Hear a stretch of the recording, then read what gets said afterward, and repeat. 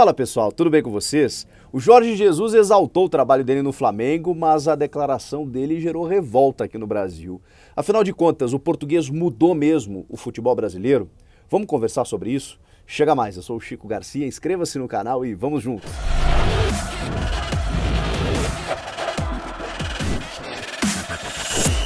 Vamos tentar entender a declaração do Jorge Jesus, que disse que foi muito difícil fazer os jogadores brasileiros tentar jogar sem a bola, de que isso exigiu muito trabalho da parte dele e que isso começou a mudar a partir da passagem da comissão técnica do português pelo nosso país, pelo Flamengo. Bom, em primeiro lugar eu quero dizer que é óbvio que o trabalho do Jorge Jesus foi incrível no Flamengo em 2019. Foi espetacular, os números dizem isso, os números, os desempenhos, os recordes batidos, um treinador que teve mais títulos do que derrotas, absurdo. Fora o que a gente via, né? Ver aquele Flamengo jogar era sempre um deleite, porque aquele time jogava para frente com intensidade, com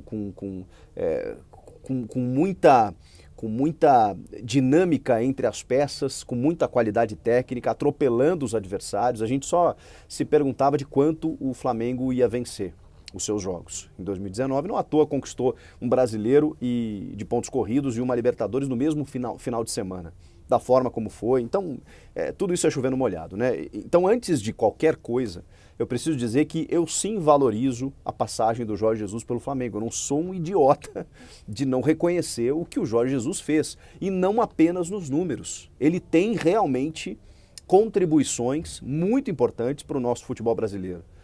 Eu acho que a partir da chegada dele, e é sempre bom isso acontecer, assim como eu penso que o Abel Ferreira também trouxe coisas interessantes, eu gosto dessa oxigenação, o Sampaoli na época do Santos, depois no Galo, eu acho importante isso. E o Jesus, ele também é verdade, sem tirar o mérito dele, a gente tem que sempre fazer essa vírgula, né, porque as pessoas acham que quando a gente contesta alguma coisa, a gente está contestando todo um trabalho. Não é dessa forma que eu trabalho, por exemplo. O Jorge Jesus também se beneficiou por um elenco muito qualificado, por jogadores de características fantásticas. E ele teve o mérito de explorar as melhores características de cada um e fazer algumas coisas que talvez outros treinadores não fariam. O próprio Abel Braga, quando começa o trabalho em 2019, tinha uma dificuldade de colocar em campo os melhores jogadores, os principais jogadores. Isso é mérito do Jorge Jesus, que faz o Gerson ser, juntamente do Arão ali, jogadores na abertura de meio campo. O Gerson, um cara fantástico, que realmente circulava e flutuava o campo inteiro, com marcação, com qualidade técnica, com enfiadas de bola, com transição, pisando na área, enfim, o Gerson todo mundo conhece. E consegue priorizar, a partir do meio para frente, os 4 jogadores fantásticos que o Flamengo tem até hoje, né? O Arrascaeta, o Everton Ribeiro, o Gabigol e o Bruno Henrique.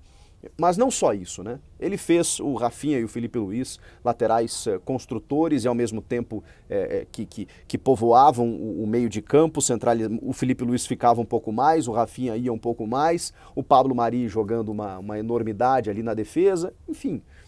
Aquele Flamengo do Jorge Jesus, ele foi fantástico com e sem a bola, e reconheçamos isso. Agora, o que me digamos assim, o que me incomoda é que o Jorge Jesus, talvez não fosse a intenção dele, mas é que como ele já deu outras declarações, dizendo que o Renato Gaúcho, por exemplo, nunca vai conquistar aquilo que ele conquistou, e eu acho isso muito arrogante, muito soberbo, porque a gente não sabe. Aliás, penso que o Flamengo do Renato tem muita proximidade com o Flamengo do Jorge Jesus. E a gente não vai poder fazer essa comparação, porque, por exemplo, o Gerson já não está mais, o Pablo Mari também saiu, o próprio Rafinha. Então tem algumas mudanças, poucas é verdade, mas tem. Mas esse Flamengo do Renato, ele também também tem apetite, também joga para frente. Também tem esse dinamismo e essa intensidade que o Flamengo do Rogério não tinha, muito menos o do Domenech Torrent. Então, dizer que o Flamengo do Renato não vai chegar onde o Flamengo do Jesus chegou, eu acho pretensioso. Então, ele já deu outras declarações, como se o jeito dele jogar, o trabalho que ele fez aqui, fosse o melhor trabalho do mundo. E foi realmente um grande trabalho.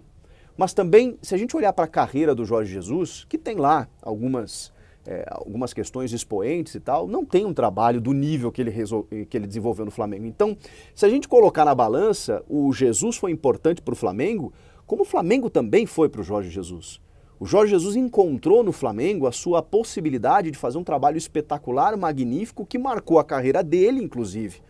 E marcou a história do Flamengo, talvez para muitos é o maior Flamengo da história, e eu acho que a gente sempre...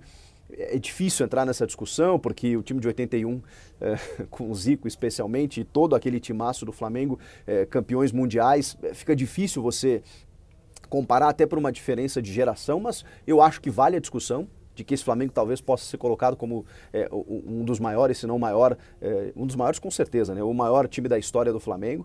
E vem numa toada aí que pode ter muita sequência de títulos, não só nas mãos do Jesus, como pode ser nas mãos do Renato agora também. Quando ele fala jogar sem a bola, cara, eu poderia citar muitos times que sabiam jogar sem a bola. Eu poderia citar a própria seleção brasileira de 94, sob comando do Parreira. Eu poderia citar os times do Tite. E aí você vai me dizer, não o Carille de 2017, não é isso. E acho que não é isso que ele quis dizer.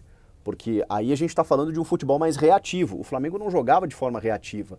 O Flamengo tinha, em alguns momentos, quando a bola estava com o adversário, saber se posicionar, saber fazer a transição, saber roubar essa bola, saber ter disciplina tática entre todos os atletas. Mas, gente, eu vi outros times fazendo isso nos anos anteriores. O Jorge Jesus mudou muitas maneiras de pensar. Essa própria volúpia, essa própria coletividade de intensidade e dinamismo, de que você talvez não precisasse de um primeiro volante fixo ali para abrir o meio-campo. O próprio Rogério Ceni entendeu isso e recuou o William Arão para a zaga e abriu o meio-campo com o Diego, que era um reserva assim, do Gerson, né? Foi assim pelo menos até a final da Libertadores. E o Rogério Ceni fez algumas, digamos assim, se aproveitou um pouco do legado do Jesus, mesmo sem conseguir aquela intensidade toda proposta pelo português. O Renato hoje já consegue. Então, é óbvio que o Jesus veio e acrescentou algumas coisas e colocou algumas coisas. Agora, passa a sensação de que o Brasil não sabia jogar desse jeito antes da chegada dele. E aí eu acho um pouco demais. Aí eu acho um pouco... pretencioso, eu acho que ele cansou de ser valorizado e exaltado aqui no Brasil, ele não precisa disso. Quando ele respondeu que o Renato nunca chegará a conquistar o que ele conquistou, ele respondeu de uma forma grosseira até, de uma forma... não precisava disso.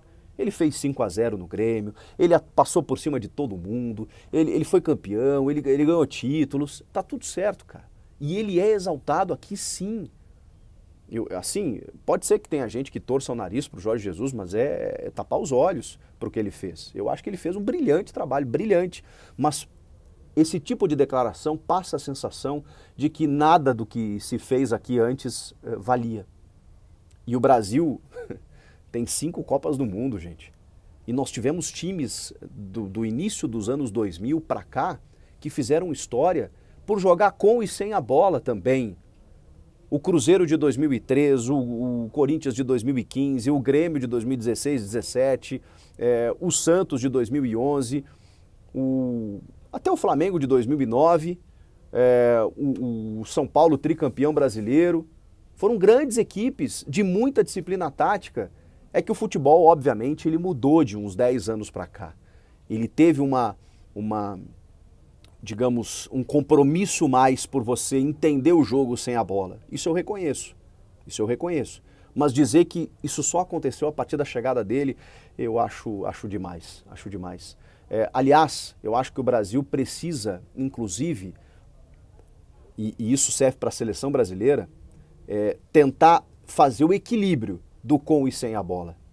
Obviamente você não tem a bola o tempo inteiro e obviamente você não fica sem a bola o tempo inteiro. Então você precisa ter um equilíbrio de como jogar com e sem ela. O Brasil do Tite, por exemplo, e aí eu não estou nem avaliando o Tite nos times por onde ele passou, porque eu vi grandes times comandados pelo Tite, especialmente o Corinthians, mas tem o Inter de 2008, tem o Grêmio de 2002, grandes times do Tite. Esse equilíbrio precisa acontecer. Porque hoje a gente está muito atrelado à questão tática, para tentar se equiparar com os europeus e viramos muito burocráticos. O brasileiro, ele tem um talento que ele precisa ser mais explorado. E eu sinto falta disso, inclusive hoje na nossa seleção brasileira. O Flamengo do Jorge Jesus, ele tinha as duas coisas. Ele tinha esse equilíbrio. Ele tinha a questão tática envolvente e tinha uma qualidade técnica absurda dos seus jogadores, com a liberdade para eles fazerem isso, para eles terem essa individualidade, e o coletivo favorecia a individualidade. Essa frase vocês já conhecem. Então esse equilíbrio foi encontrado pelo Jesus em 2019. E ele tem razão quando ele diz que ele trouxe coisas novas, que aquele trabalho foi brilhante, tá tudo certo. Agora, ele não descobriu como o Brasil pode jogar sem a bola. Isso outros times já fizeram. Pelo menos é a minha opinião. O que vocês acham? Comenta aqui, inscreva-se no canal, eu volto na próxima. Tchau!